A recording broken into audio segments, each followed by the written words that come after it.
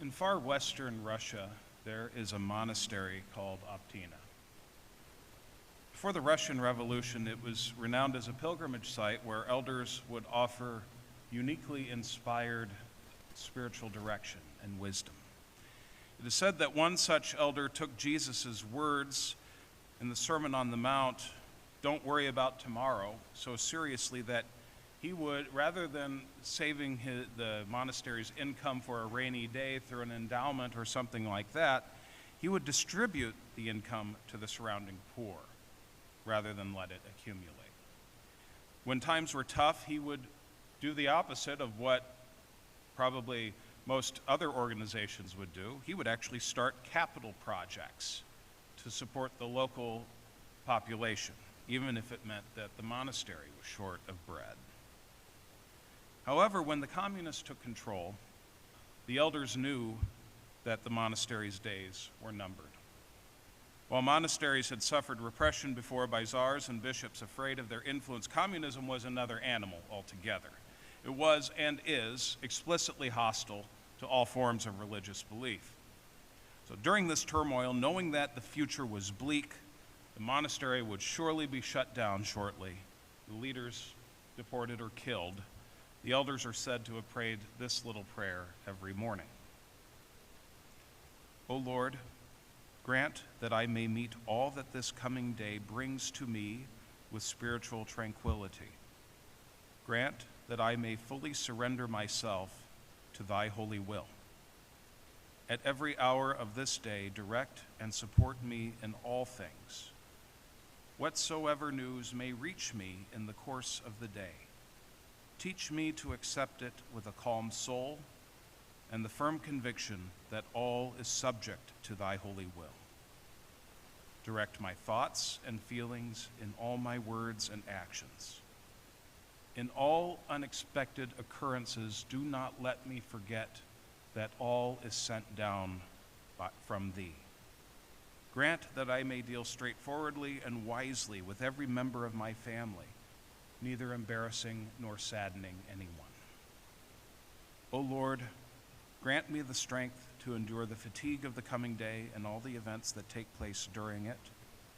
Direct my will and teach me to pray, to believe, to hope, to be patient, to forgive, and to love. Amen. Imagine what it would be like to stare death in the face like they did, and to pray this prayer that affirms all is subject to thy holy will, and all is sent down from thee. Can we imagine having that level of trust in God? Can we imagine being able to accept things as they happen with calm souls, as the prayer prays for? I have a hard time accepting being in a crowd at Target. True story. It is humbling to hear the story of these brave souls and what they had to suffer. There are stories in the Bible that are similar. Much of the prophetic literature, particularly Jeremiah and Ezekiel, deal with loss of hope. When hope in the nation, hope in the king, hope in the temple is gone, erased. Everything that is known. And today's story from Jeremiah is no exception. The situation in our reading is utterly hopeless. Nebuchadnezzar and his armies surround Jerusalem. People are dying of hunger, disease runs rampant. It's extremely difficult to get in or out of the city. The economy has collapsed, there's little trade. We in our men's Bible study, someone asked, why would they let Jeremiah have silver while he's in prison? Well, what's he going to spend it on? It's this story about Hanamel offering his cousin Jeremiah the right of redemption on a piece of land is so ridiculous on the surface. He has no use for such land. Not only will he never see it, in fact, he'll be arrested trying to leave the city to get to it. He has no one to leave it to. Back in Jeremiah chapter 16, God forbade Jeremiah from marrying or having children as a sign of the coming disaster. Besides, the Babylonian armies have also rampaged through much of the countryside, so it's not like it could really be worked.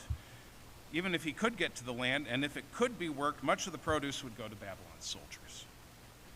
The imprisoned Jeremiah has the once-in-a-lifetime offer to buy a useless piece of land using useless money that he will never work or leave title to. Yet in the purchase of this land is a sign of hope for a future not only unseen but unimaginable.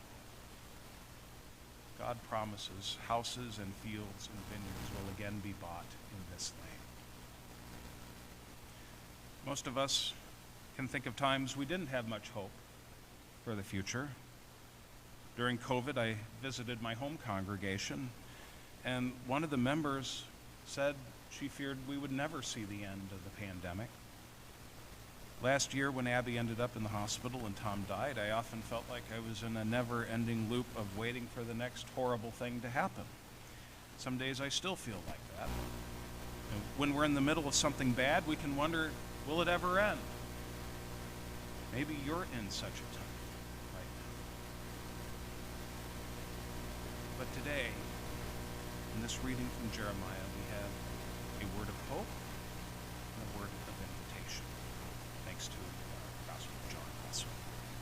That word of hope doesn't fail. It can't because it doesn't originate in this decaying realm where everything actually passes away. It originates in God the Father, the Son, and Spirit, who loves us so much that the Son became human for you and for me.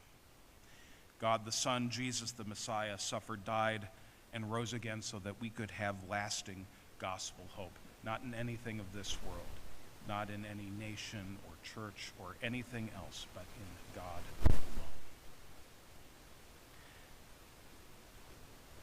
We know there are plenty of things we could have hope in. And we know that all those things are liable to failure. Reminds me of hunter safety. Taking that firearm is the safety is a mechanical device and liable to failure. Everything is liable to failure in this realm. Social Security, 401ks, Medicare, Medicaid, housing values, family, nation, world, religious and civic leaders, the Minnesota Vikings. The list goes on, doesn't it? All these things to have hope in that are liable to failure.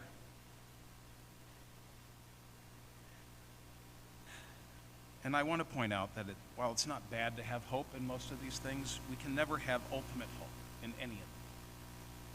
Our ultimate hope can only rest in Jesus Christ, crucified and risen for the life of the world. And that's where the invitation comes in from John's gospel. After his encounter with the Samaritan woman at the well, Jesus' disciples arrive, and they come across him talking to her, which is absolutely stunning. There are so many social conventions that Jesus is just casually breaking by doing that. After the woman leaves, they urge him to eat, to which Jesus responds, "I have food to eat that you don't know about." This isn't literal food, of course. This is Jesus referring to his mission, which is to do the will of the one who sent me and to complete his work. That work has had a lot of forerunners who have done a lot of the hard work without enjoying the fruits of their labors, at least in this life. Those forerunners include Jeremiah, who bought a piece of land that he never saw as a sign of a future restoration. And we're called, so the disciples and us are invited to complete their labors, to reap where they have sown, where our ancestors in faith have sown. Now in this age where so many feel hopeless, we're called to live out our hope in him who gives us lasting hope, in Jesus Christ, so that others can have that hope too. This hope is not dependent on anyone or anything else. It's not dependent on the stock market, the weather, or world events. It's only in Jesus Christ, who who's called and claimed us to be his own. So when we feel hopeless, God help us remember where true hope, gospel hope, really lies in Jesus Christ.